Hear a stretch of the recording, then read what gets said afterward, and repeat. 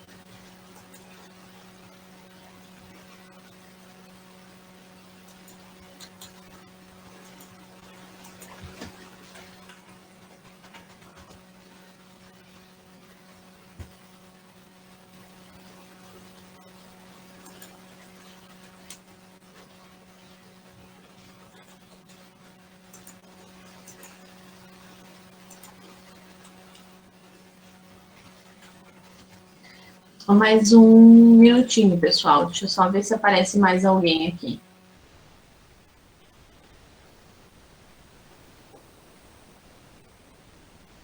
Aline Graloff e Aline Jaques, ok, né?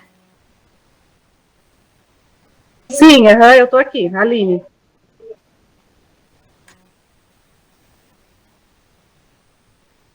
A Luana Bayard também.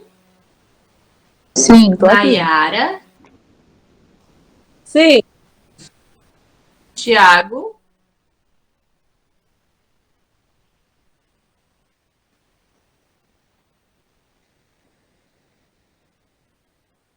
A Emily. Sim. Karine Carvalho. Camille Machado. Sim. Matheus Domingues. Sim. Daniela Rodrigues. Aqui. E a Marilda. Oi, boa noite. Boa noite. Eu não chamei alguém de vocês. Alguém que está presente não foi mencionado o nome. Vocês podem se acusar.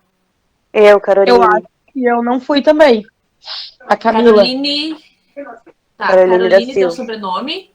Da Silva. Ok. E a Camila? Bayerly. Camila Bayerly.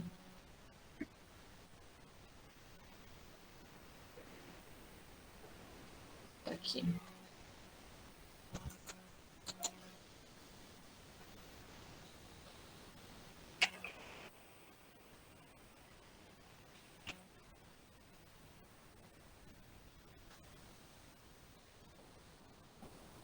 Deixa eu ver. Mais alguém que não foi mencionado? Não, né?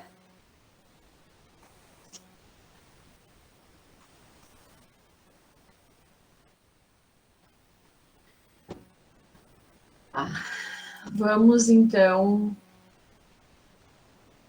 dando andamento aqui. Vou compartilhar com vocês a minha janela.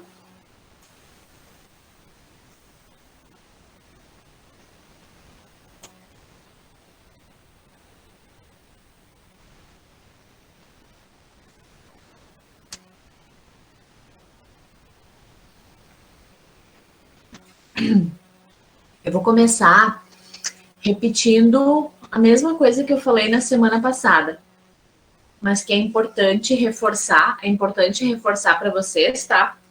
Sobre a organização das aulas. Nem tanto pela data das provas, mas pela frequência. 75% de frequência no mínimo, tá? E isso quer dizer que quantas faltas eu posso ter, professora? No máximo 2.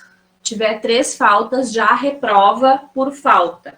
E o reprovar por falta é reprovar, tá, pessoal? Não tem trabalho, não tem exame, não tem nada que a gente possa fazer para recuperar isso. Então, a única coisa que vai isentar vocês de serem reprovados por falta é no caso de falta justificada, ou seja, ficou doente, apresentou atestado médico lá na secretaria da escola, é uma falta justificada. Fora isso, faltou porque atrasou, porque perdeu o ônibus, porque perdeu o trem, choveu, deu um dilúvio, é falta não justificada. E acima de 2 faltas, então, reprova por falta. Prova dia 7 de junho e 5 de julho. As nossas aulas irão iniciar sempre às 19h30, tá, pessoal? Por que às 19h30? Porque sempre tem alguém que... Ó, tem mais uma chegando. Sempre tem alguém que tem algum porém no caminho que acaba atrasando e chega em casa um pouquinho mais tarde. A nossa aula daí já está andando. Então, nós vamos iniciar a aula às 19h30. Assim, a gente não tem problema de ninguém chegar atrasado, ninguém perder aula, ninguém ter falta. Certo, pessoal? Combinados? Então, vamos adiante no nosso material. A disciplina, então, é recursos humanos e hoje a gente vai falar um pouco sobre o perfil do profissional de recursos humanos. Deixa eu irrigar a garganta para dar andamento. O perfil, então, do profissional de RH que trabalha com a gestão de pessoas é extremamente determinante para as organizações, né? Que buscam profissionais capacitados, profissionais que possam trabalhar zelando pela organização e zelando pela sua equipe de trabalho. Porque é responsabilidade do profissional de RH atrair e reter talentos. Assim como também toda a parte burocrática de folha de pagamento, impostos, CFIP, E-Social, tudo mais que envolve o RH, um RH generalista, né? E com o passar dos anos, com as evoluções do RH, com tanta coisa que aconteceu, a gente, se vocês forem fazer uma pesquisa e vocês colocarem vagas para recursos humanos, vocês vão encontrar vaga para RH generalista, vaga para RH de treinamento e desenvolvimento, RH de recrutamento e seleção, diretor de RH, gerente de RH, supervisor, coordenador, RH especialista em folha de pagamento e assim sucessivamente nas endomarketing, né? Eu vi na semana passada uma empresa divulgou uma vaga de recursos humanos, mas eles buscavam um profissional não graduado na área de recursos humanos, contabilidade, administração, psicologia, o que a gente está muito acostumado a ver, né? Eles buscavam um profissional para a área de recursos humanos graduado em relações públicas e marketing, porque eles queriam que este RH trabalhasse com o endomarketing da empresa. Mais para frente eu vou explicar para vocês melhor o que é o endomarketing do RH. Tá? Então, o RH, ele é um setor, é um departamento aliado no desenvolvimento das estratégias da empresa para que a mesma consiga alcançar todos os resultados estabelecidos, todas as suas metas. É o RH que segura as pontas, que dá suporte, que dá auxílio para a equipe de trabalho. Às vezes acontece de o trabalho estar muito estressante, muito sobrecarregado, e aí o pessoal corre lá no RH para desabafar. O RH, ele não é só para te ir lá assinar e receber férias, assinar e receber folha de pagamento, fechamento de ponto, cartão ponto, admissão, rescisão, socialização de profissional, não é só para isso. O RH também ele é os ouvidos, ele é o, digamos, o psicólogo, mesmo não formado em psicologia, psicólogo falando de uma maneira generalista, né, dos profissionais da empresa. Então, é ele que dá suporte para a equipe, que ouve, que auxilia. Quando acontece um acidente de trabalho, ou até mesmo quando o colaborador passa mal dentro da organização, quase sempre é o RH que acompanha esse profissional quando ele é encaminhado para um plantão e não tem nenhum familiar que possa vir buscar e levar esse profissional no plantão médico para receber atendimento.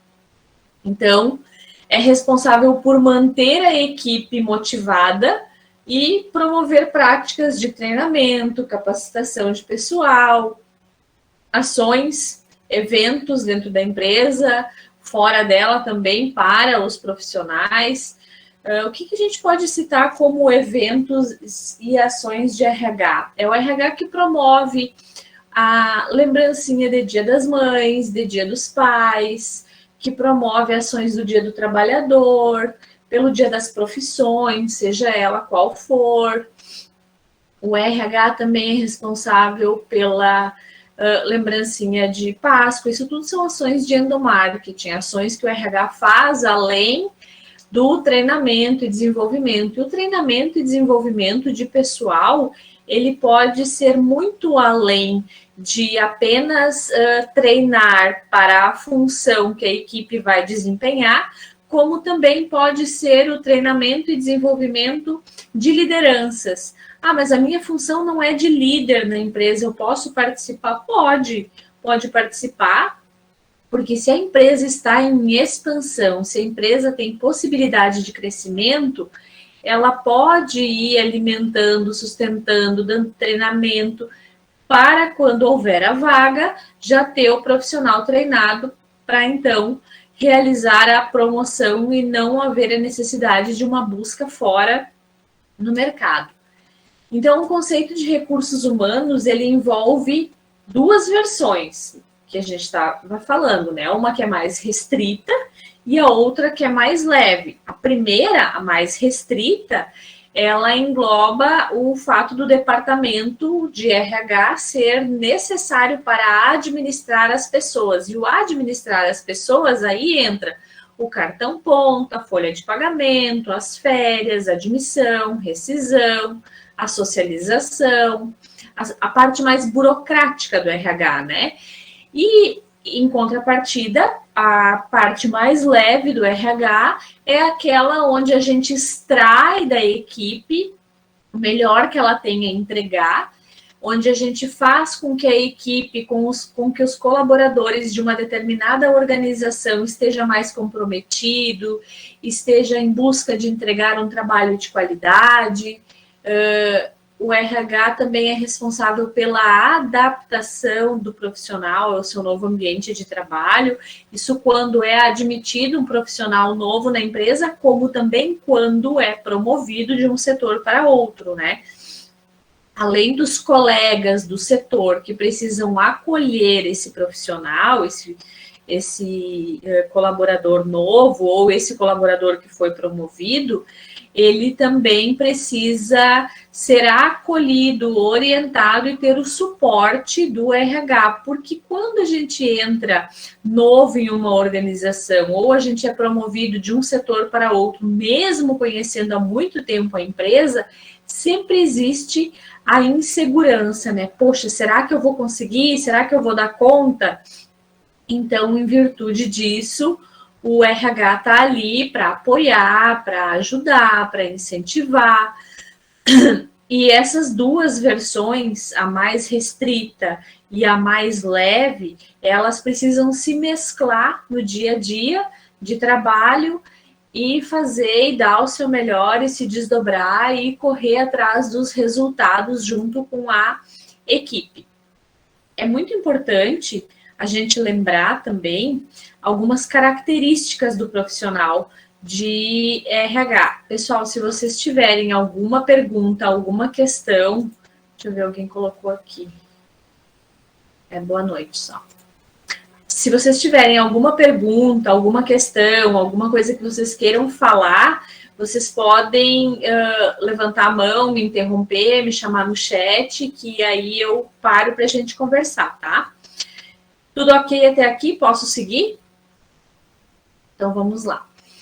Então, uma das características do RH precisa ser comunicativo, né? Existem aquelas pessoas que são mais tímidas e tal, mas quando uma pessoa muito tímida, normalmente, ela não se aventura em uma profissão de recursos humanos, a não ser que essa pessoa vá trabalhar só na área administrativa, só fazendo folha de pagamento, fechando ponto.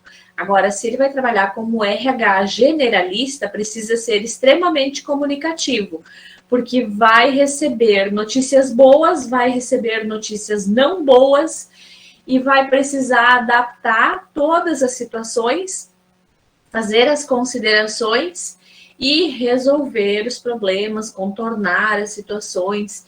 Então, ter uma boa comunicação, assim como para levar comunicados, informes, notícias para a equipe de trabalho, também precisa a boa comunicação para conseguir conversar com esses colaboradores. E o que é ruído em uma conversa? Ruído são coisas desnecessárias, são coisas que não precisam ser ditas, é o que provoca o mal-entendido, o que normalmente gera a fofoca. E dentro das organizações, seja ela qualquer que for, pequena, grande, média ou uma multinacional, o ruído sempre acontece. E quem é responsável por eliminar o ruído e conversar com a equipe para resolver o problema e para que isso não ande e não vire um problemão?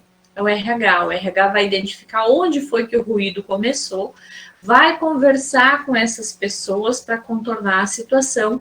Então, a comunicação é muito importante. Segunda característica, saber lidar com desafios. Isso é um requisito contínuo. Saber lidar com desafios não é uma característica nos tempos atuais em que nós vivemos, não é uma característica só do profissional de RH, é uma característica que todos nós devemos ter, né? Saber lidar com desafios, para ter a capacidade de encarar os desafios, os problemas, as avalanches, as coisas que surgem no nosso dia a dia.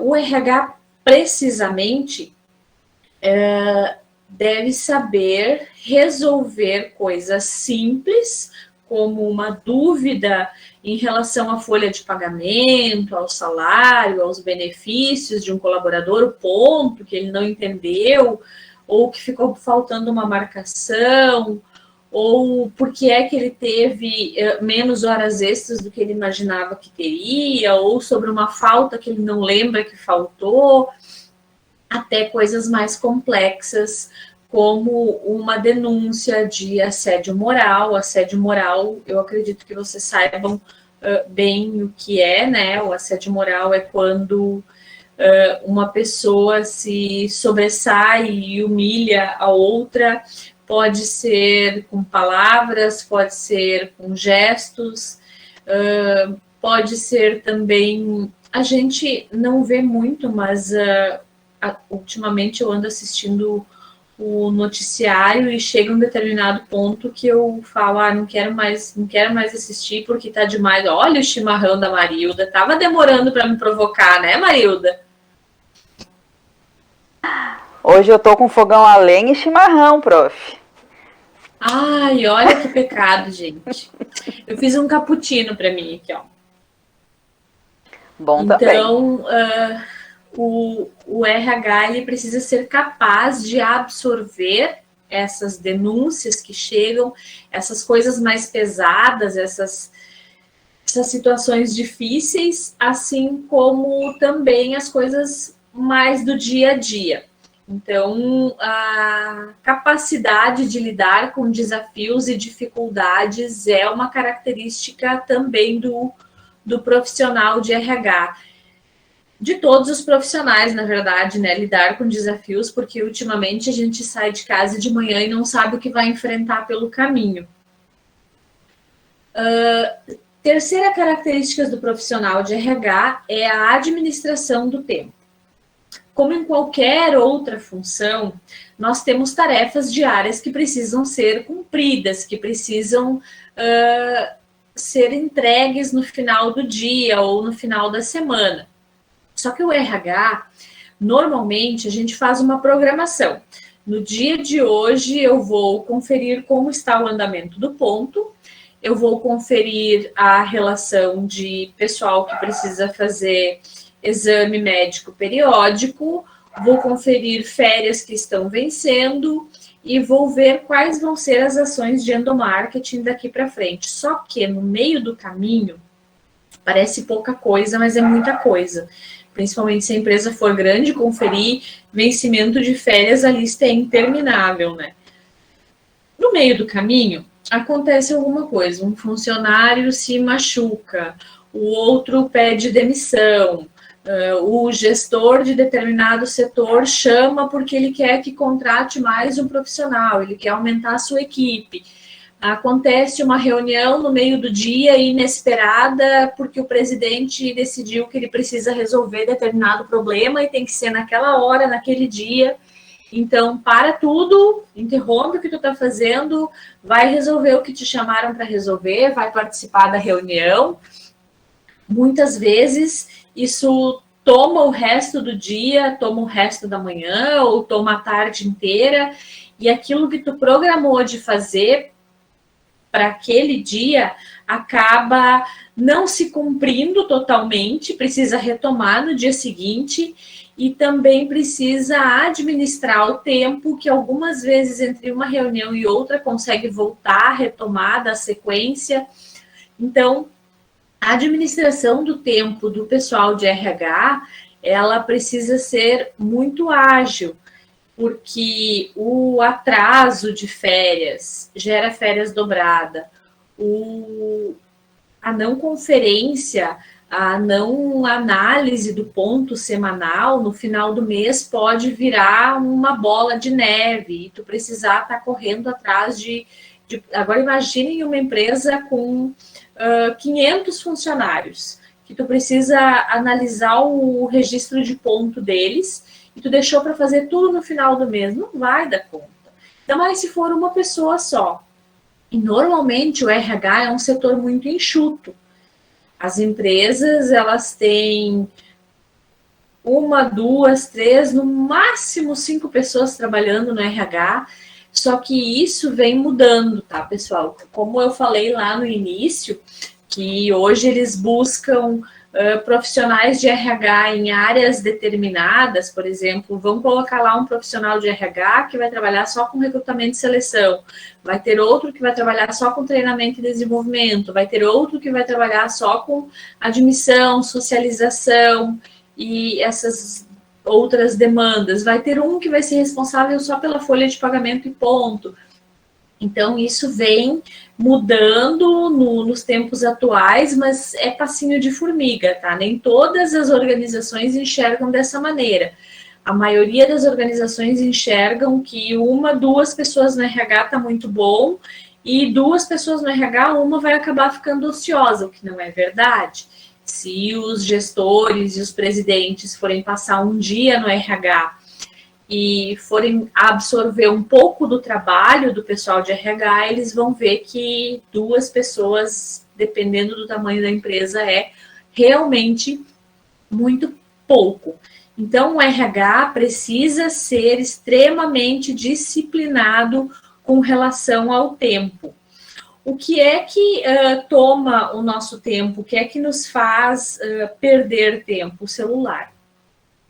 O celular faz a gente perder um tempo danado. Tu vai entrar lá no WhatsApp para olhar uma mensagem, para responder a mensagem de alguém, que é importante, às vezes, do diretor, ou um líder, ou um colega de trabalho, te manda uma mensagem no WhatsApp, tu entra para responder aquela e tu vê que tu tem várias outras, vai olhar as várias outras, quando tu vê, tu já tá no Instagram, e 5 minutos vira 1 hora assim, ó, um estalar de dedos, passa muito rápido, e essa 1 hora perdida é muito trabalho que deixa de ser feito.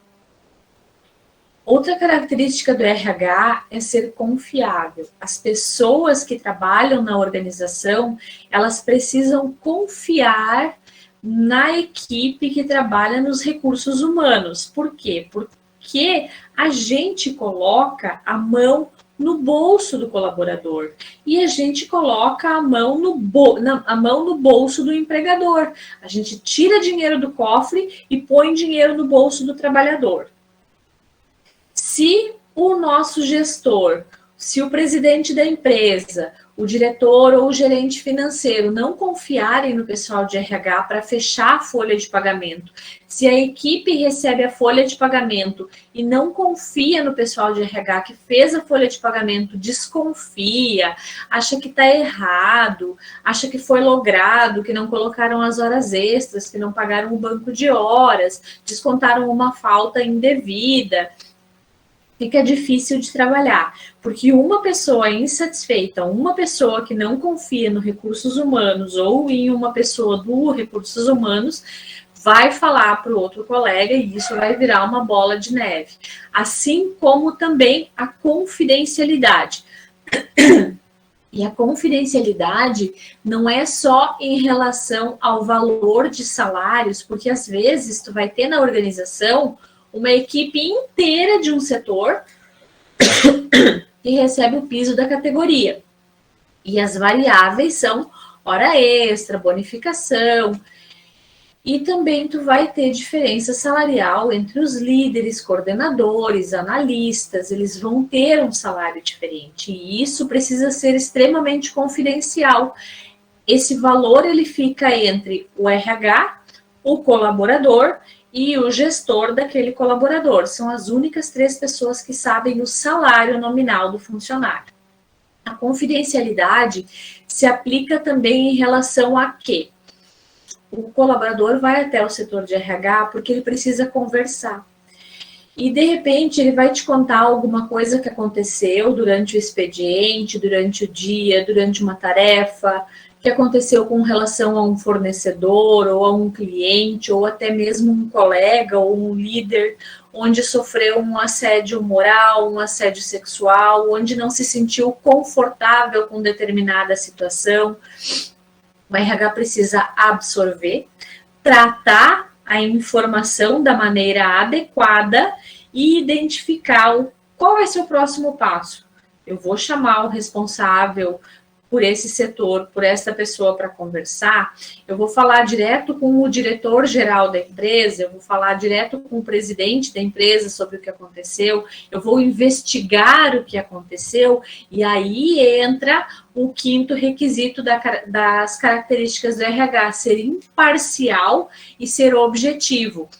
Não devem haver rodeios na comunicação entre o colaborador e o profissional de RH, e essas denúncias que chegam, essas situações, essas conversas que acontecem, o profissional de RH precisa se manter neutro, ele não pode tomar posição nem ficando do lado da empresa, nem ficando do lado do colaborador, ele precisa ficar imparcial, não defende A e não defende B, apenas ouve, absorve, trata a informação, identifica qual vai ser o passo que vai tomar.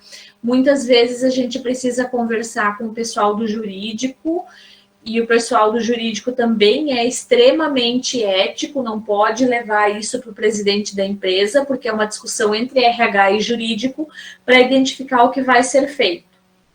Algumas vezes a gente leva para o diretor-geral da empresa, algumas vezes a gente consegue resolver como líder, algumas vezes a gente precisa chamar o diretor e o presidente e ir junto, definir o que vai fazer, vai chamar o líder daquele setor, vai chamar o colega que fez. Quando é entre colegas, a gente consegue resolver de uma maneira mais fácil. Quando envolve lideranças, é um pouco mais complicado de solucionar. Mas tudo tem a maneira adequada para solucionar, e o setor de RH precisa contar com o apoio integral do jurídico. O profissional de RH precisa gostar de aprender. Por quê? Como profissional do RH, a gente precisa ter amplo conhecimento, não profundo conhecimento, tá, pessoal? Mas amplo conhecimento sobre a legislação trabalhista.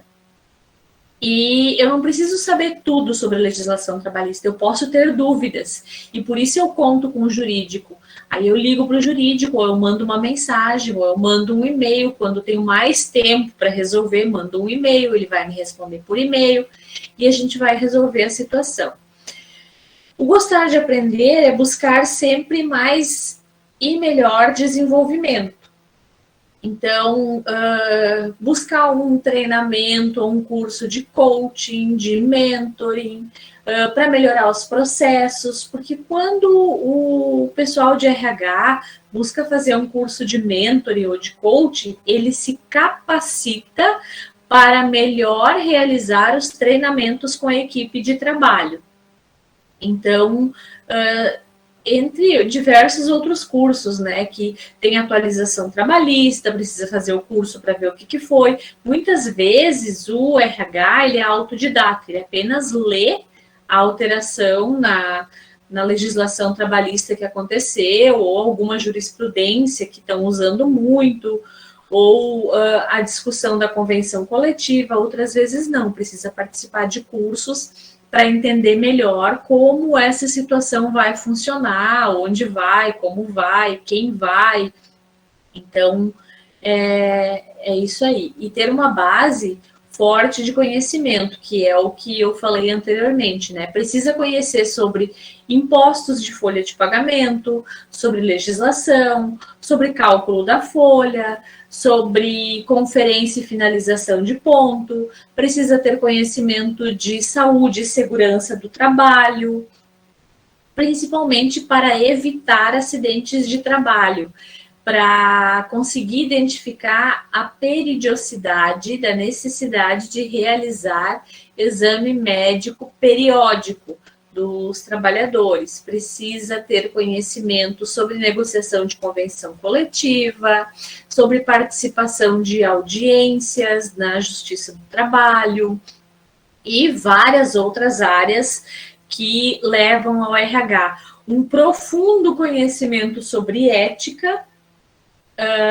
hoje muito presente no RH, é a Lei Geral de Proteção de Dados, é LGPD, Lei Geral da Proteção de Dados. As empresas se viram obrigadas, a partir do ano passado, a fazer um aditivo do contrato de trabalho de todos os profissionais em relação à Lei Geral de Proteção de Dados, porque a empresa precisa se comprometer de que ela não vai divulgar os dados desse profissional para ninguém, né? A não ser que eu recebo lá no RH uma notificação do juiz pedindo a folha de pagamento de um determinado funcionário, porque ele está respondendo uma ação de pensão trabalhista. Nesse caso, a Lei Geral de Proteção de Dados não defende o trabalhador. O profissional de RH precisa entregar os dados para o juiz para a discussão da pensão. Agora, se um banco liga, por exemplo, o Pedro está fazendo um financiamento de um veículo em um determinado banco. Se o Pedro não procurar o RH, comunicar e assinar um termo concordando que o RH passe informações para o banco vai ligar e o RH vai dizer não posso te dar informações sobre o Pedro porque a Lei Geral de Proteção de Dados me impede. Então, é nesse sentido, né? Antes acontecia muito de ligar e, às vezes, o Pedro nem procurou o banco para fazer financiamento. O banco está ligando para ver se tu tem margem, se tu pode, se tu trabalha, e depois ele vai ligar para ti e te oferecer, e de repente é uma coisa que tu não está nem querendo, né? Seria irrepreensível. Simplesmente que se trata da ética, né? O profissional do RH precisa ser extremamente ético e precisa promover a ética no ambiente de trabalho. Uma coisa que eu martelo muito com a equipe de trabalho é em relação à folha de pagamento, né? Eu não gostaria que a minha colega de trabalho, de outro setor, soubesse quanto eu ganho. Assim como ela sabe que eu sei quanto ela ganha, porque eu faço a folha de pagamento dela, mas ela não gostaria que eu contasse para o colega dela quanto ela ganha. Então, isso é ética. E eu falo muito com o pessoal, quando eu entrego a folha de pagamento, quando eles vêm para mim e falam assim, o fulano lá, o João, ele fez a mesma quantidade de hora extra que eu e ele ganhou mais que eu, porque o meu salário é menor que o dele. Então, o que é que eu falo, o que é que eu respondo quando eles me falam isso? Tu tem um extrato da tua conta do banco aí? Tenho. Então, me mostra que eu vou pegar o meu na bolsa e a gente vai comparar, vamos comparar qual extrato é melhor, o meu ou o teu. Claro que ninguém vai querer mostrar o extrato do banco, né, pessoal? Porque às vezes ou tá negativo, ou está entrando no vermelho. Então, o extrato de banco a gente não mostra para ninguém, às vezes nem para o marido, esconde do marido lá o extrato e a fatura do cartão de crédito para não dar uma peleia em casa. Então, é isso que eu uso com o pessoal quando eles vêm no RH comparar a folha de pagamento. Tu mostra o teu extrato bancário para o teu colega? Não mostro. Então, por que a tua folha de pagamento tu mostra? A tua folha de pagamento é o teu extrato de salário. O teu colega não precisa saber quanto tu ganha, assim como tu não precisa saber quanto ele ganha, porque não vai fazer diferença nenhuma na tua vida. Então, isso é ética. E esse é um exemplo bruto, grotesco, de se usar, de se falar, mas é a melhor maneira de conscientizar as pessoas de não ficar comparando o salário. E a empresa que eu trabalho, eles recebem pelo piso da categoria, não existe uma diferenciação salarial, porque não existe um plano de cargos e salários nessa empresa. Então, quer dizer, todos eles recebem o piso. E se tem diferença de salário, é porque A, B ou C tem uma diferença nas horas extras. Um fez mais hora extra que o outro, um trabalhou no final de semana, o outro não trabalhou, e é essa a diferença. Muitas vezes eles não conseguem enxergar isso. E quando um olha a folha de pagamento do outro, surge a revolta. E aí o RH entra em ação para repreender e para resolver essa situação. Outra característica, precisa ser um bom mediador. Um bom mediador, é quando a gente identifica uma situação difícil entre os colaboradores, entre os colegas de trabalho, entre líder e colega de trabalho, entre um setor e outro. Às vezes acontece conflito, porque a minha mercadoria não foi entregue para o meu cliente porque o setor de expedição não mandou. Mas não mandou por quê? Ah, porque tem o horário de corte, tu deveria ter liberado o pedido do teu cliente até o horário X e tu mandou 5 minutos antes de tu ir embora, só porque o fulano lá da expedição vai trabalhar até as 10 da noite. Isso não garante a entrega. Então, a gente entra como mediador de conflito, solucionando dúvidas, reclamações, ouvindo ambas as partes, ouve quem está reclamando, ouve quem está sendo reclamado, e aí consegue administrar e não pode permitir o desrespeito entre os colegas, como também não pode agir com desrespeito em nenhuma das partes. Resumindo, a gente precisa ter muito jogo de cintura, muita paciência de ouvir as reclamações, as situações, e aí o A reclama, o B reclama, e os dois reclamam, e fica no meio. Precisa ter jogo de cintura para não tomar partido para nenhum dos lados e conseguir resolver da melhor maneira possível a situação de conflito que se instaurou. E, por fim, para fechar com chave de ouro, a organização. O profissional de RH precisa ser extremamente organizado, criterioso e precisa ter uma noção muito forte de organização.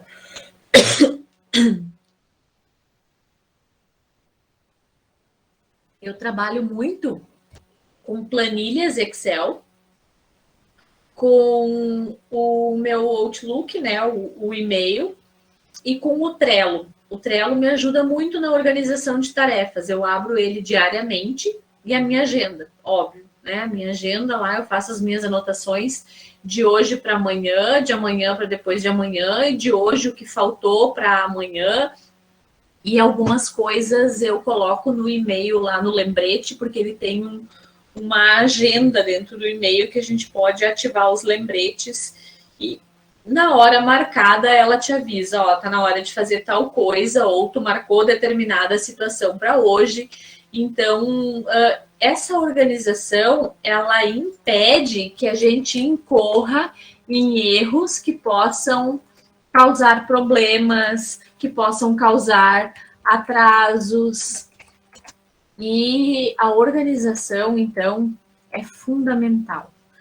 Porque imagina tu ter lá uma série de férias para conferir e tu esquecer de uma.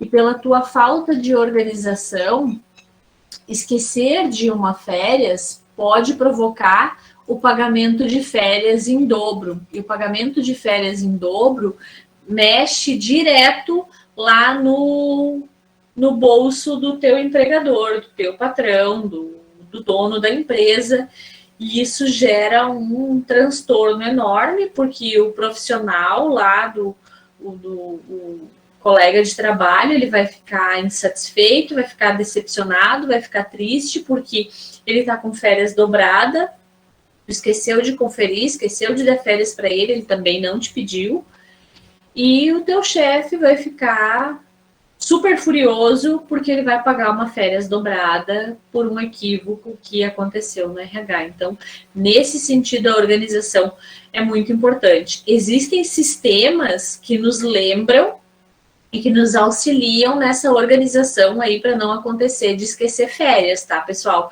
Assim como também os exames periódicos e tudo mais. Mas a gente não pode dar sorte pro azar. E eu digo que a conferência da planilha ou do relatório de férias, eu gosto muito de tirar relatório de férias no sistema e gerar ele em planilha Excel e organizar por ordem de data.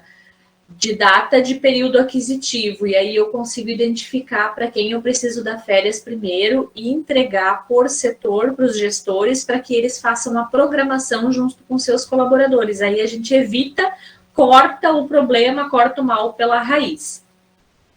Vocês ficaram com alguma dúvida até aqui em relação ao perfil do profissional de RH? Se identificaram? Mais ou menos, Adriana. Alguém mais? Alguém quer fazer algum comentário? Quer falar alguma coisa? Não? Ninguém?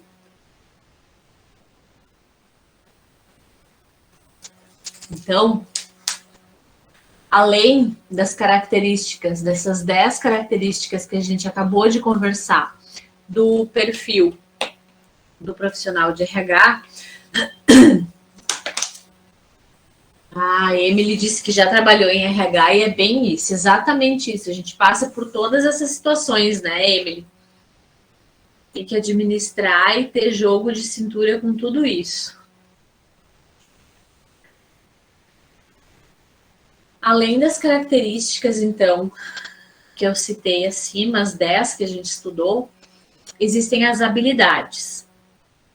O que é uma habilidade? Uma habilidade é o que nós temos de melhor, é o que a gente sabe fazer bem. Então, a boa comunicação, conhecimento teórico e prático da área, isso é característica e isso também é habilidade. A ética, a liderança, nós precisamos ser líderes de nós mesmos e líderes do RH e líderes de uma equipe inteira. Ah, professora, mas cada setor tem o seu líder. Beleza, cada setor tem o seu líder, mas toda empresa precisa enxergar o RH também como uma liderança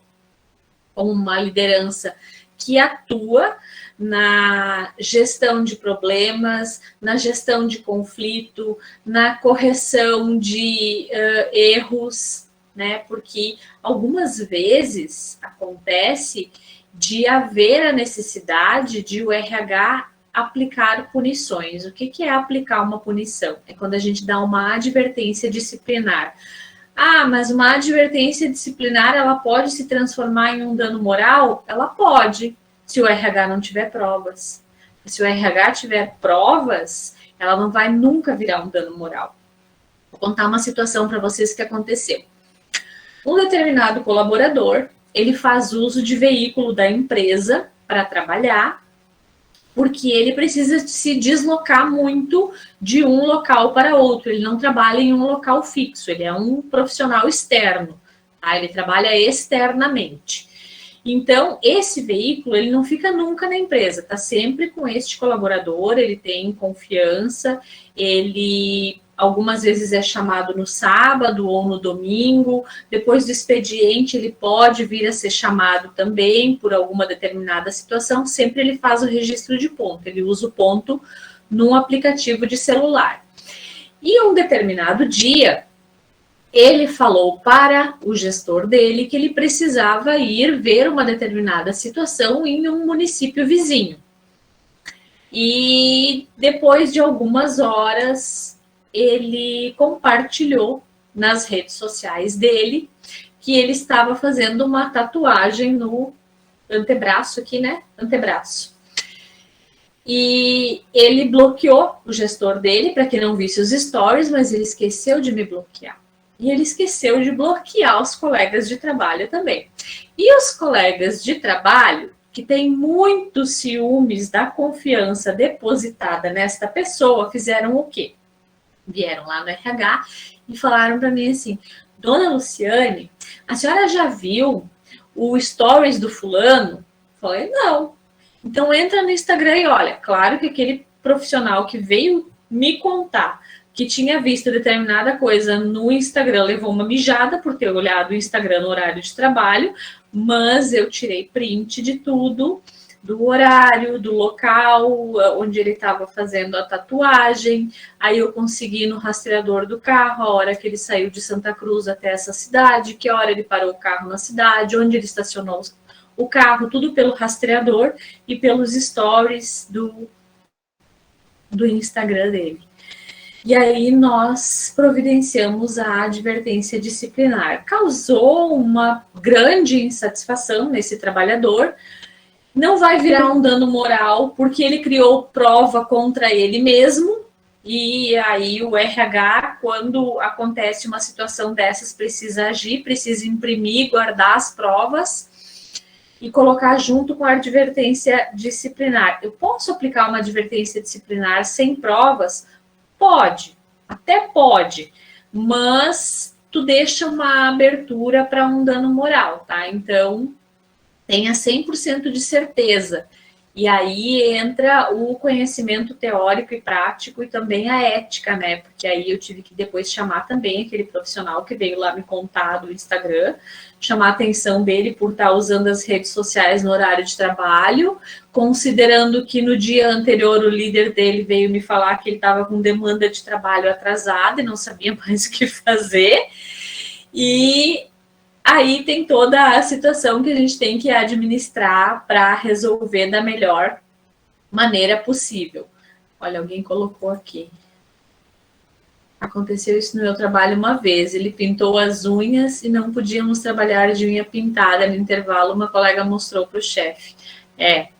Isso acontece também. Isso já aconteceu comigo de no horário de trabalho a pessoa pintar a unha no horário de trabalho. Aí a sala inteira ficou infestada com cheiro de esmalte e vieram reclamar no RH. Olha, estão pintando as unhas lá no setor, tem manicure na empresa agora, é para todo mundo. E aí tu tem que administrar a situação e resolver. Agir com ética, né? O bom relacionamento interpessoal do RH com todos os setores, com todos os colaboradores, com todos os líderes, gestores, presidente, jurídico, fornecedores, algumas vezes com clientes também. O RH acaba se envolvendo, principalmente quando tem evento da empresa para clientes e o RH precisa participar, então precisa mediar, porque nesses eventos para clientes vai quem? Vai o pessoal do comercial. E por que o RH precisa ir? Porque o RH vai lá para observar, para conversar também com os clientes, para pontuar com os colegas de trabalho, para que não aconteça nenhuma intercorrência no decorrer do evento. E uma visão sistêmica, né? A visão sistêmica onde a gente consiga ver a empresa com todas as suas estratégias, com todos os seus objetivos e colocar isso em prática com a equipe de trabalho e trabalhar sempre paralelamente com o líder de cada setor. Certo, pessoal? A gente vai precisar fazer mais um link.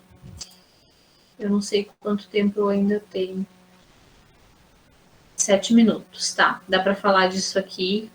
E aí eu vou para o próximo e a gente vai trocar. O que é que torna as empresas competitivas, então, são as pessoas.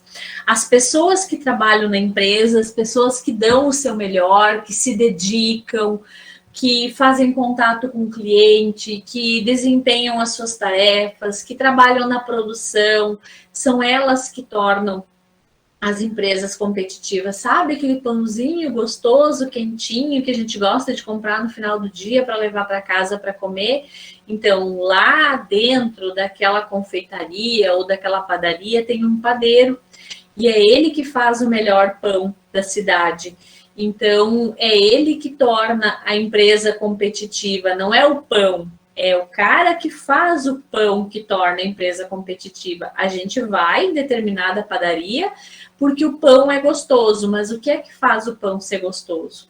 É aquele padeiro que sova a massa lá da maneira dele, do jeito que ele aprendeu, e é isso que torna, que faz o diferencial. É quando a gente vai também em uma loja e a gente é extremamente muito bem acolhido e atendido por algum vendedor ou atendente ou caixa, é o que faz a gente voltar, é o que torna aquela empresa competitiva. Por que eu compro na loja A e não compro na loja B, sendo que as duas oferecem o mesmo produto?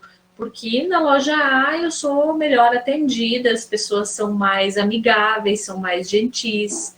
Então, por isso que eu vou lá. E são as pessoas, então, as responsáveis por tornar as empresas bem mais competitivas no mercado.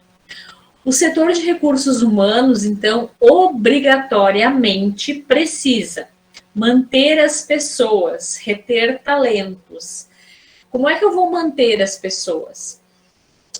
Com salários bons, atrativos, com ações de endomarketing, com pacote de benefícios, com treinamentos, com eventos que eu proporciono para os colaboradores, são eventos que eu posso providenciar no início do mês, no decorrer do mês, ou toda semana, a gente pode criar lá uma sexta-feira diferente, ou agora a gente está chegando perto de São João, vamos providenciar uma decoração diferente na empresa, vamos incentivar o pessoal a usar uma roupa diferente, colocar uma maquiagem, amarrar o cabelo de Maria Chiquinha. Então, isso mantém as pessoas, isso retém talentos, isso atrai talentos, porque as pessoas vão trabalhar na organização porque ela é boa, porque é bom de trabalhar lá, porque o clima e o ambiente são agradáveis. O RH faz também o desenvolvimento das pessoas, ela proporciona o treinamento, e o treinamento não só com relação ao que essa pessoa vai desempenhar, o que ela vai trabalhar no dia a dia, o que ela precisa fazer, as suas funções, as suas tarefas, mas também no desenvolvimento para que ela cresça dentro da organização. O bom diálogo entre empregador e empregado também é responsabilidade do RH.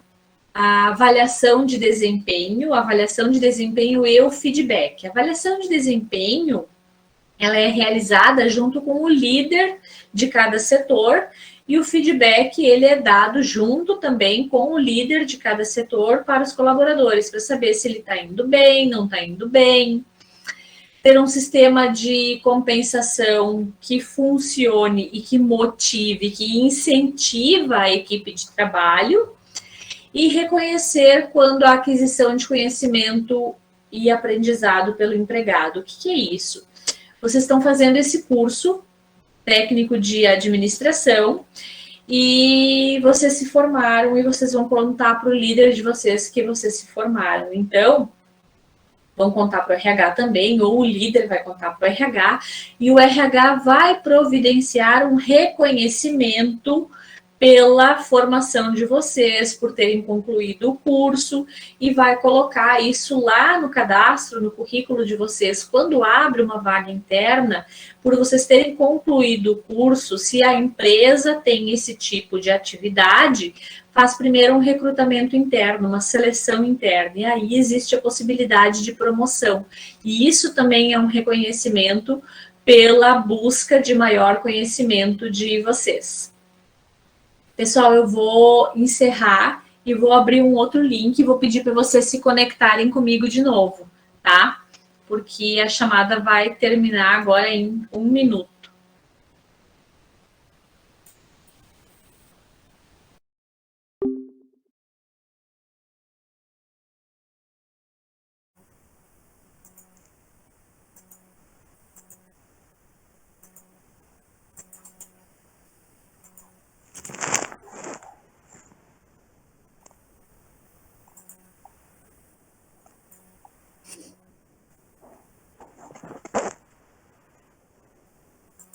Só um minutinho que eu vou compartilhar minha janela aqui de novo.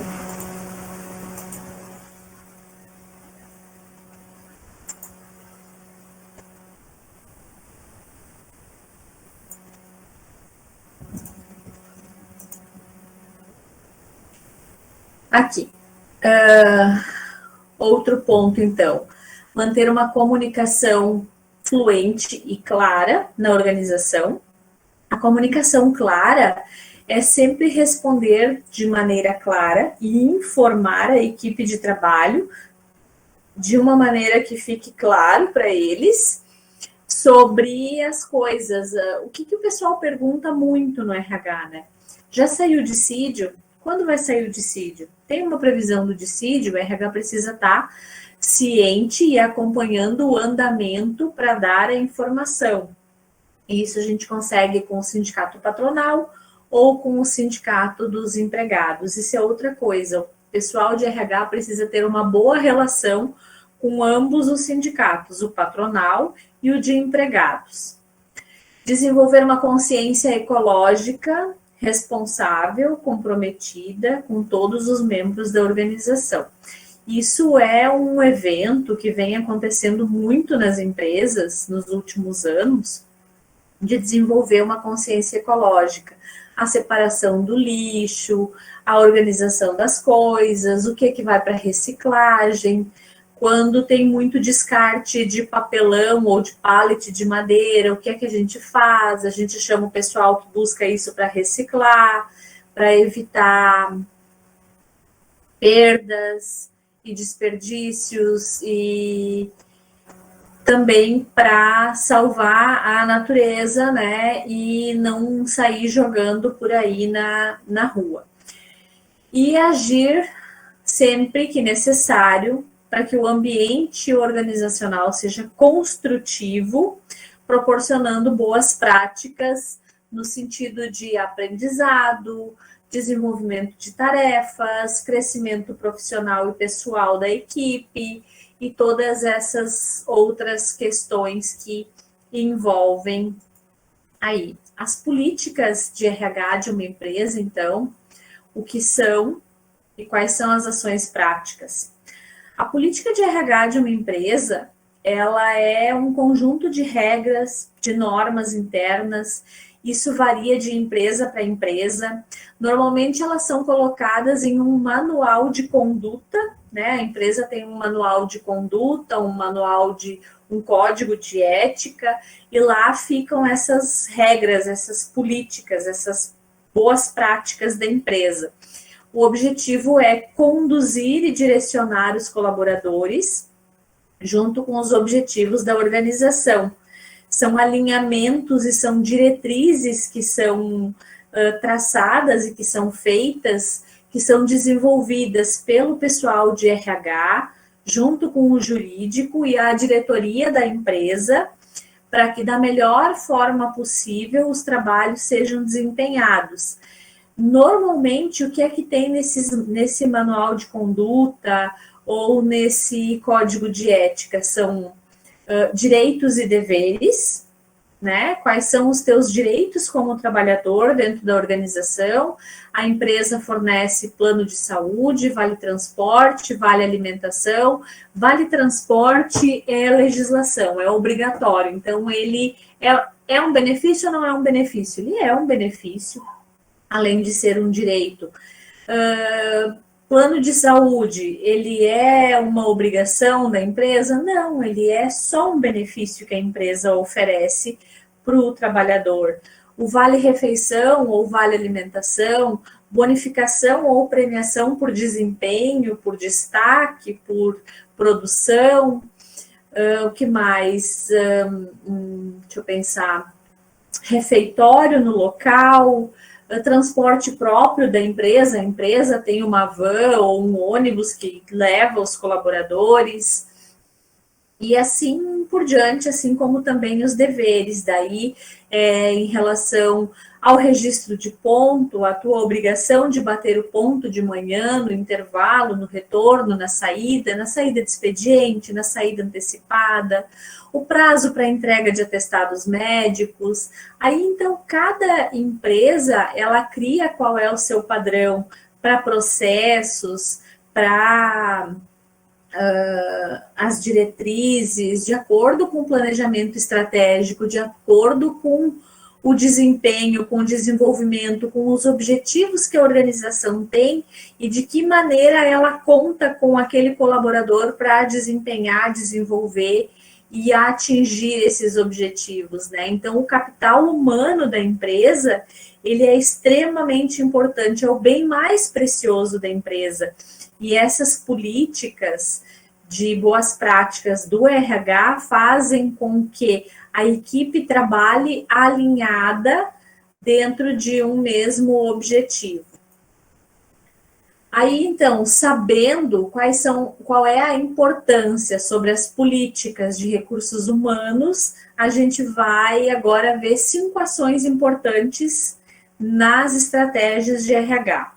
Em relação a recrutamento e seleção, é importante que o setor de RH, junto com a presidência, diretoria ou conselho administrativo da empresa, desenvolva política de RH dentro da empresa com foco no recrutamento e seleção de novos trabalhadores ou seleção interna. A empresa precisa ter uma estrutura organizacional para a contratação de bons funcionários. E de que maneira a gente faz isso? A gente organiza a descrição de cargos, a gente cria um organograma, e quando divulga uma vaga interna ou externamente para captação, para recrutamento e seleção de um novo profissional, os procedimentos padrões de contratação precisa ter lá no anúncio da vaga a divulgação de quais são os pré-requisitos para contemplar essa vaga. Qual é a tua formação? Precisa ter ensino médio completo, precisa ter um curso técnico, precisa ter uma formação superior completa ou em andamento. Depende da estrutura da vaga, da complexidade da vaga que vai ser aberta. A entrevista de emprego, ela precisa ser muito bem estruturada, muito bem definida. Pode se aplicar testes ou não, depende da vaga. Às vezes, apenas na entrevista, a gente consegue identificar se o profissional tem capacidade ou não. Então, essa política de RH para recrutamento e seleção, ela tem uma série de predisposições, e uma delas, que é extremamente importante, é a divulgação da vaga. E na divulgação da vaga, estar bem claro quais são os pré-requisitos. Porque, por exemplo, a empresa divulga lá que está contratando uma recepcionista. E as atividades da recepcionista são atender o telefone, receber os clientes, fazer ligações. Então, tu precisa ter conhecimento nessas ações todas. Não significa que uma pessoa que trabalhou sempre como auxiliar de limpeza ou auxiliar de cozinha ou que foi auxiliar administrativo não vai ter condições de ser recepcionista ou telefonista dessa empresa. Ela tem condições. Às vezes, só pelo que está no currículo, se a gente olhar só pela experiência profissional, se olharmos apenas a experiência profissional daquela pessoa, a gente não vai conseguir dizer se ela tem capacidade ou não.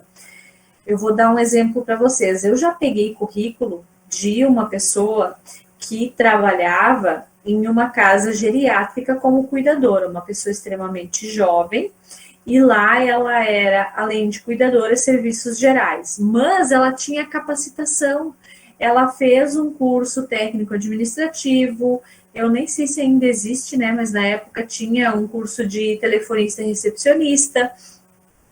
O líder, o gestor daquele setor, não queria que eu chamasse ela para entrevista por causa da sua experiência de trabalho. E eu disse para ele, eu vou chamar ela porque eu quero conhecer ela, eu quero entender a vida dela, porque ela tem capacitação, ela fez capacitação, ela buscou aprender mais. Então, daqui a um pouco, ela tem capacidade, ela tem potencial, não é pela experiência profissional dela que eu não vou chamar. E eu chamei, e ele adorou a menina e contratou ela para a função. E ainda depois eu falei para ele, viu só, tu não queria que eu chamasse a guria, né? E a guria era exatamente o que tu precisava. Então, a gente não pode ir no currículo sempre só pela experiência profissional. A gente precisa olhar qual é a capacitação, quais são os cursos que a pessoa fez. E eu vou dizer para vocês que nem todo RH está treinado ou pensa assim, tá? Alguns RHs, eles olham só a experiência profissional ou o tempo que a pessoa ficou em cada emprego. Ficou 6 meses aqui, 8 meses ali, 9 meses lá, 1 ano e meio aqui, 1 ano e meio ali. mas não entende o contexto ou não olha o nome das empresas, olha só o período. Algumas vezes, essa pessoa estava trabalhando de safra, fez safra. O que acontece muito com o safrista? Faz safra na Souza Cruz, ou na Alliance, ou na UTC, acabou a safra do fumo, eles vão para onde? Safra da Metalúrgica Mor. Acabou a safra da Metalúrgica Mor, eles vão para onde? Safra do fumo. E isso acaba deixando o currículo picado, como a gente diz. É pouco tempo em cada lugar. Só que esta pessoa, entre uma safra e outra, ela estava buscando por capacitação, ela estava fazendo cursos, porque ela não quer trabalhar a vida inteira de safra, ela quer ter um emprego estável. Então, o RH precisa olhar isso também, tá? Nem todo RH olha. Às vezes eles olham só a experiência profissional, não olham a capacitação que a pessoa tem e acabam não chamando para conversar e perdem bons candidatos e bons profissionais nisso aí. A política de treinamento, investir em um funcionário, não só possibilita aos colaboradores, mas traz inúmeros benefícios para a empresa. O que isso significa? A empresa e o RH precisam investir em uma política de treinamentos. Eu vou promover treinamento de liderança, eu vou promover um treinamento de Excel, vou proporcionar um curso de Excel para a equipe durante o horário de expediente. A gente vai trocar de sistema e eu preciso fazer essa mudança dentro da empresa e eu vou nomear algumas pessoas responsáveis por essa mudança. Eu não vou conseguir dar treinamento para 100% da equipe no novo sistema, mas eu vou escolher as pessoas que se destacam, que têm melhor conhecimento, maior capacidade de absorção de informações e vou colocar para fazer o treinamento do novo sistema. E aí essas pessoas vão ser disseminadoras de informação, vão ajudar as demais a trabalhar no novo sistema. Um plano de treinamento e desenvolvimento bem estruturado dentro de uma organização faz toda a diferença. Por quê? Porque ele vai proporcionar para a equipe de trabalho a possibilidade de crescimento profissional e pessoal. Não é porque a empresa está me dando um treinamento, um curso, que eu vou ficar presa a ela. Não, eu vou ter o meu crescimento pessoal, eu vou ter o meu crescimento profissional.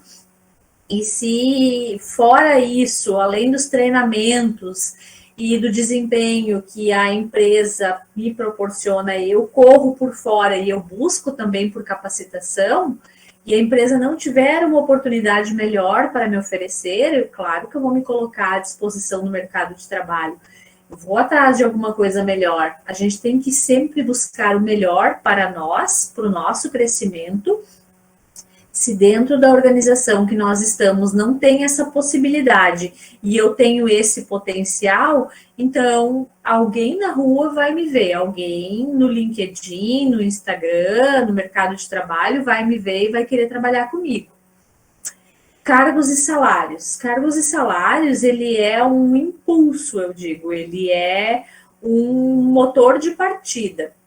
Ele incentiva todo e qualquer colaborador, porque normalmente cargos e salários ele tem uma tabela júnior, pleno e sênior. A maioria das novas contratações na empresa acontece na modalidade júnior. Eu vou contratar um assistente, um auxiliar, um analista júnior.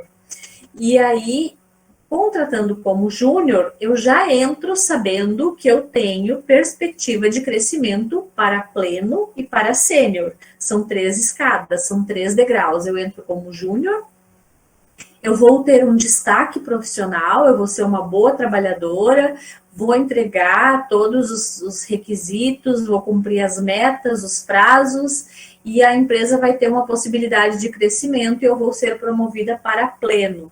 De pleno eu vou para sênior, e isso existe daí uma política de cargos e salários dentro da empresa, existe um critério, existem regras, mas isso faz com que as pessoas trabalhem mais motivadas, mais engajadas, mais interessadas, porque tem um critério de remuneração, de bonificação, de reconhecimento, uma possibilidade de crescimento, que eu não vou ficar estagnada no mesmo lugar a vida inteira até me aposentar. Eu vou crescer na organização e com a organização, porque se a empresa, a organização que eu trabalho está crescendo, a possibilidade de eu crescer junto com ela também existe. E aí a empresa tendo essa política de cargos e salários, motiva as pessoas a querer ficar na empresa e as outras pessoas a querer ir para esta empresa. Em relação aos benefícios, então, os benefícios a gente já falou um pouco sobre eles, né? Pode ser plano de saúde, convênio com academia, incentivo a curso de inglês e demais outras tantas possibilidades de benefício. Todo profissional, antes de ir para uma organização, além de ele querer saber qual é o salário dessa empresa, ele também vai querer saber qual é o pacote de benefícios, porque isso tudo pesa. Qual é a conta que a gente faz? O meu salário vai ser X, eu vou ter um auxílio de custo com combustível, porque eu vou trabalhar com meu carro próprio, eu vou ter um vale-refeição, eu vou ter uma bonificação por entrega de metas dentro do prazo, e isso torna as empresas mais competitivas. Isso é um diferencial que as empresas têm e isso faz parte das políticas de RH. É o RH quem precisa criar, desenvolver, desempenhar esses benefícios, apresentar para a diretoria, aprovar, ter um plano de saúde, ter um plano odontológico, um plano de premiação mensal, semestral, trimestral, anual, que seja, plano de PLR, que é o participação de lucros e resultados da empresa, isso também é atrativo em uma empresa, e isso faz com que se atraia mais talentos e a gente consegue daí nas organizações reter talentos.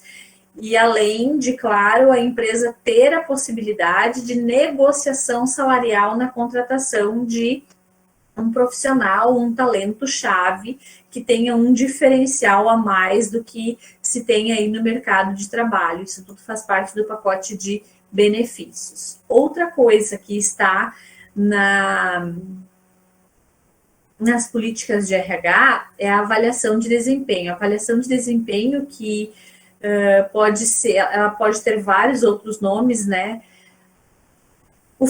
A avaliação de desempenho, ela proporciona o feedback contínuo para a equipe de trabalho, para os colaboradores, para que isso transforme em e proporcione reflexos positivos nos resultados do trabalho de cada um dos colaboradores, como no trabalho da equipe como um todo.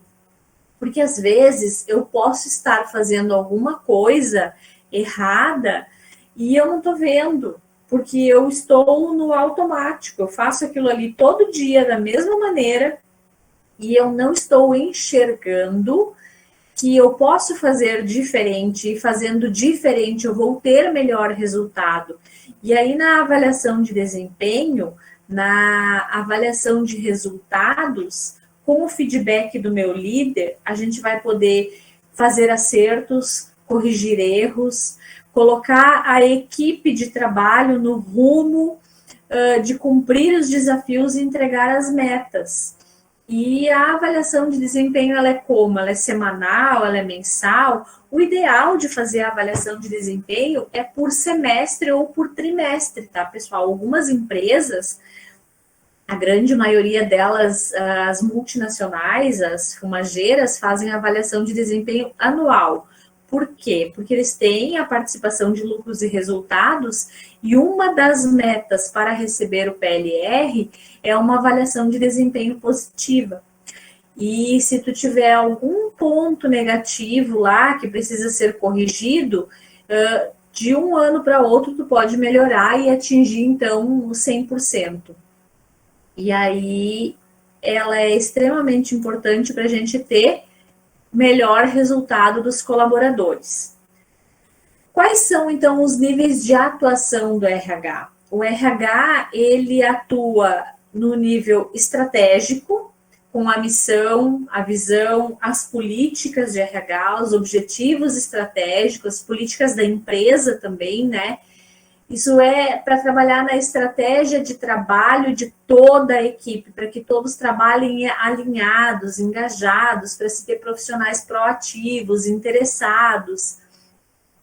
O RH ele atua também no nível tático, que é no gerenciamento das diretrizes, das normas do manual de conduta, do código de ética, e no acompanhamento das metas e dos planos de ação. Todo setor tem as suas metas de entregas semanal, mensal, anual, e o RH precisa acompanhar essas metas. Porque, de repente, um setor não está entregando a meta mensal, e o RH acompanhando junto com o gestor, consegue enxergar que lá no meio da turma tem uma pessoa que está desmotivada, e aquela pessoa está puxando toda a equipe para baixo. E aí a gente chama para uma conversa individual, para identificar o que está acontecendo, qual é o problema, se é um problema pessoal, se é um problema dentro da organização. Muitas vezes consegue solucionar, e conseguindo solucionar, as coisas voltam para o prumo e os resultados voltam a ser atingidos. E no nível operacional é no gerenciamento da rotina, tá, pessoal? O RH precisa trabalhar também no gerenciamento da rotina. Em que sentido? Circulando nos setores, conversando com o pessoal, vai conseguir identificar onde tem falhas, onde está bom, onde não está bom, e também, de novo, vai identificar aquele carinha lá que está desmotivado, vai conversar com ele, vai entender por que é que ele está desmotivado, muitas vezes não é profissional, é pessoal, e consegue dar um norte. Não é responsabilidade do RH resolver problemas pessoais das pessoas, em hipótese alguma, mas o RH pode ouvir e pode dar um norte para essa pessoa, porque tem aquela premissa de que eu saio de casa, fecho a porta de casa e deixo os problemas em casa, e quando eu saio da empresa, fecho a porta da empresa e deixo os problemas na empresa, que as coisas não se misturam. Mas algumas vezes o problema que a pessoa tem em casa, ele é tão grande, ele é tão denso, que eles não conseguem administrar e eles acabam levando para o trabalho. E aí cabe ao RH identificar e ajudar essa pessoa a separar as coisas e conseguir voltar a ter o seu desempenho profissional, entregando seus objetivos e metas. Competência também do setor de RH, estratégia organizacional, que envolve os seguintes aspectos: definir e desenvolver o sentido de missão. Qual é a missão da empresa? E quando o RH desenvolve o sentido de missão, ele precisa vender essa ideia para a equipe de trabalho. A equipe de trabalho precisa entender qual é a missão da empresa para trabalhar mais engajada.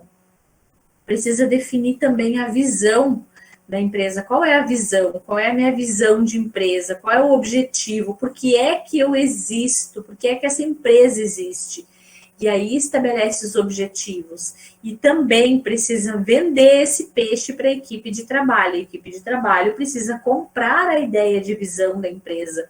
Precisa comprar a ideia de por que essa empresa existe. O RH também formula estratégias para alavancar os objetivos estratégicos.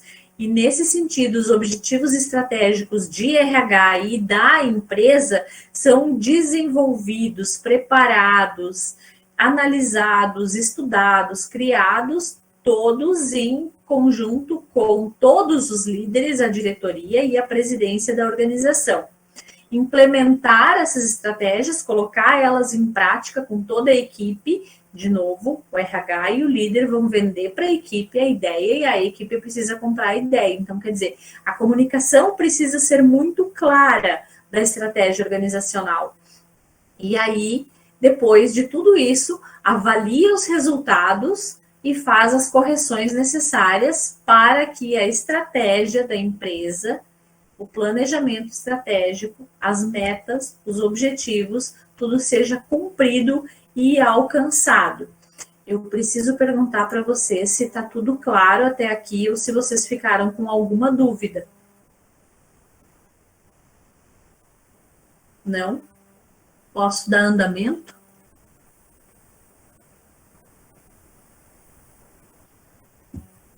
Aqui de novo, então, falando sobre a missão, sobre a visão, sobre os objetivos organizacionais, a análise ambiental, o que tem no ambiente, a análise organizacional, o que é que nós temos na empresa, a estratégia organizacional, o que é que nós devemos fazer, o que vamos fazer, qual é o nosso objetivo, para onde vamos. Isso tudo é competência do RH. É bastante coisa. O RH tem bastante coisa na bagagem, tem uma mochila bem pesada para carregar, mas eu vou dizer para vocês que é gratificante. É gratificante quando a gente chega no final, a gente vê os resultados, a gente vê as metas cumpridas, as metas atingidas, a equipe toda motivada, trabalhando junto. É muito, muito gratificante, preciso falar para vocês. A estratégia de RH, então. O RH trabalha com fluxo de trabalho, desligamento de funcionários, admissão.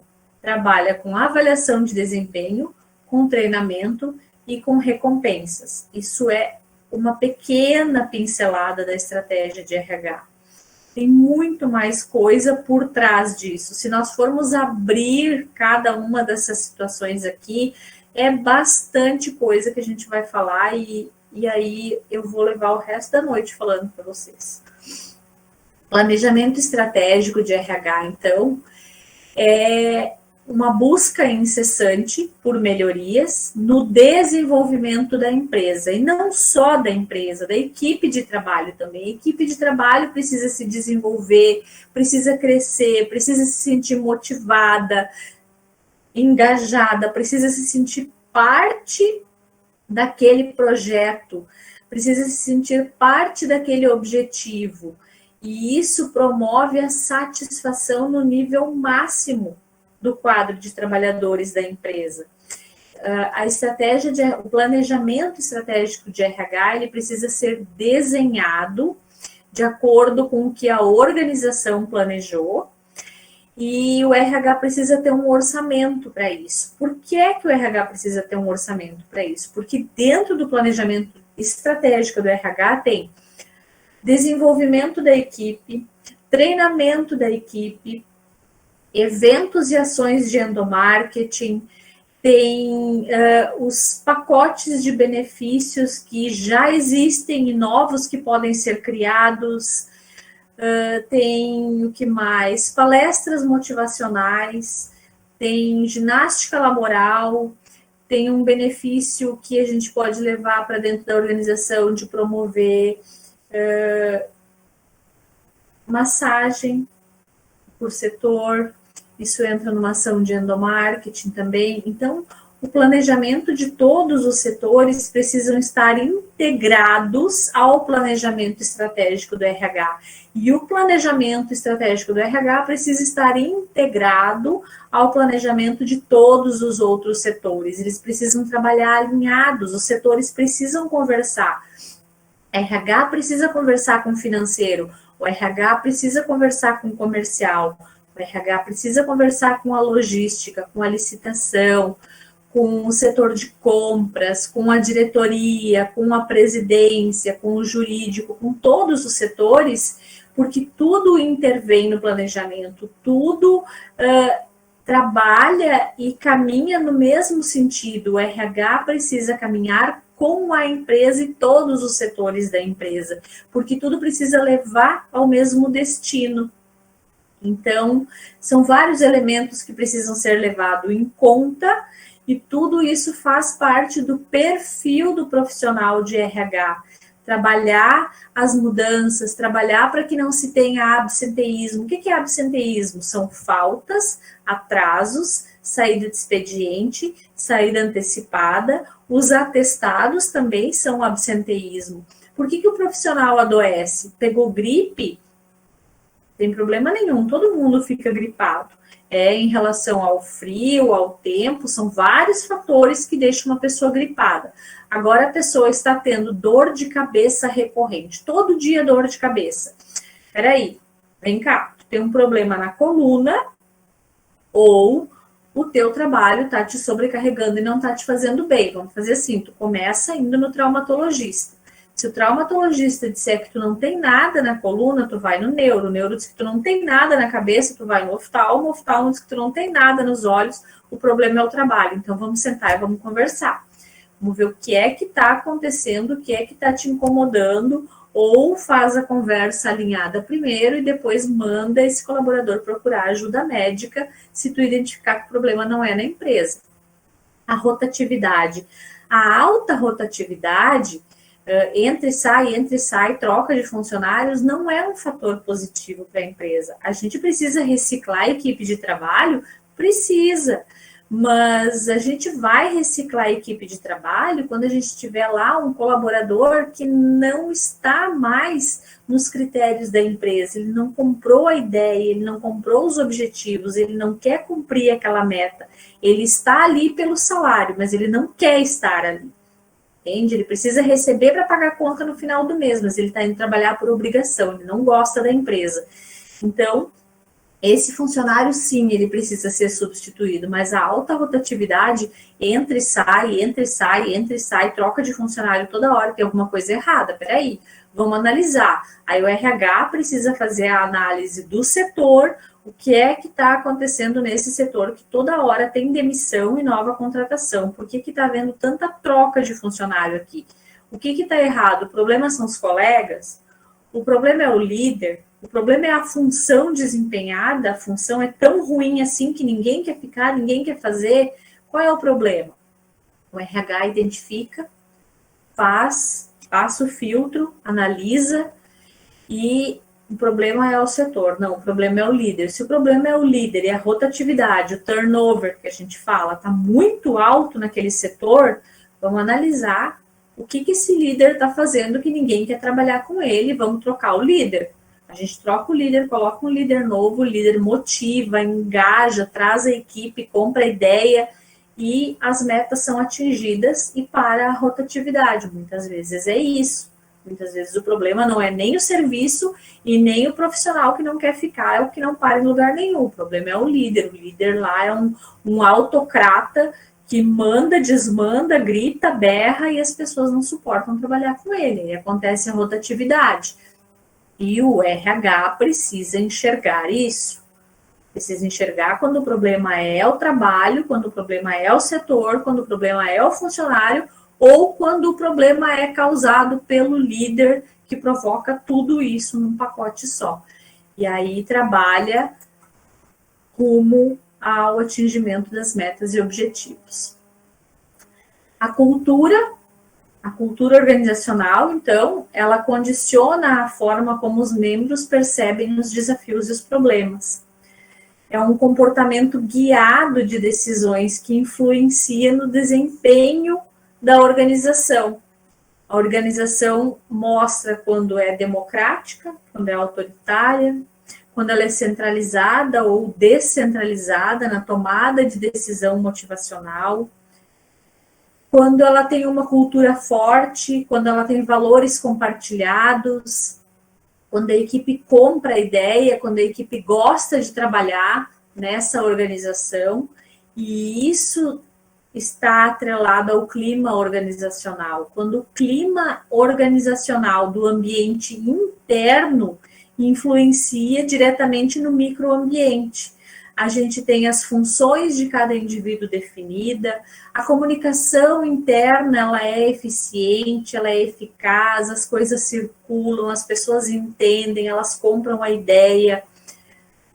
Quando a gente está entregando um serviço e um produto de qualidade, também faz com que o clima organizacional, o ambiente de trabalho seja bom. Uma cultura organizacional saudável é onde todas as pessoas se sintam bem em trabalhar, gostem de trabalhar naquele local, gosta da empresa, gosta do líder, gosta do diretor, gosta do presidente. Assim, Gostar, que eu digo, é simpatizar com as pessoas, né? Se sentem bem em trabalhar nesse local. Isso é um clima organizacional adequado. E quando ele é externo, que ele influencia indiretamente no macroambiente, são hábitos e costumes, quando as pessoas vêm com vícios de trabalho, que precisam ser corrigidos, porque algumas vezes hábitos e costumes eles geram um impacto negativo no grande grupo de trabalho. E o RH, junto com o líder, consegue identificar e consegue corrigir. Quando a pessoa tem hábitos, tem costumes muito antigos, muito intrínsecos, é impossível mudar? Não, não é impossível mudar. Com conversa, uma boa conversa, uma agradável conversa, uma avaliação de desempenho bem feita, isso muda, as pessoas mudam quando elas estão abertas e disponíveis à mudança. Os fatores demográficos e culturais é o local onde a empresa está inserida, qual é a cultura daquele local, daquele município, daquela região. Isso tem um impacto também no clima organizacional, no ambiente interno de trabalho.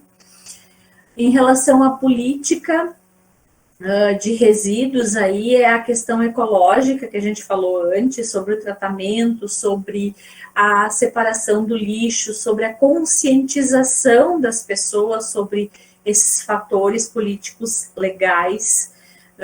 Aqui em Veracruz não existe ainda separação e reciclagem de lixo, pelo que eu me lembre. Né, mas eu sei que muitas empresas aqui trabalham nessa conscientização.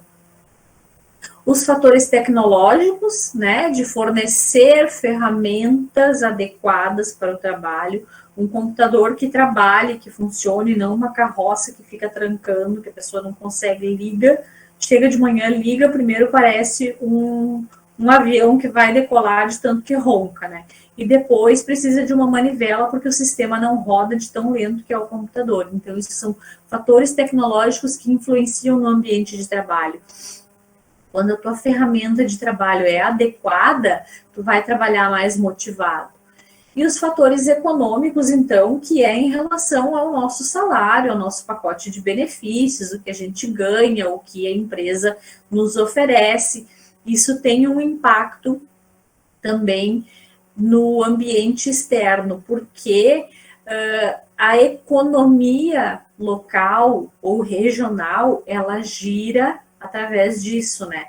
A gente teve essa situação toda aí na pandemia, que o governo ficou dando incentivo financeiro, algumas pessoas receberam benefícios porque perderam o emprego, então tudo isso é um fator econômico que faz o mercado girar e não parar. E aqui a bibliografia, então, que eu utilizei para desenvolver a aula de vocês. Certo, pessoal?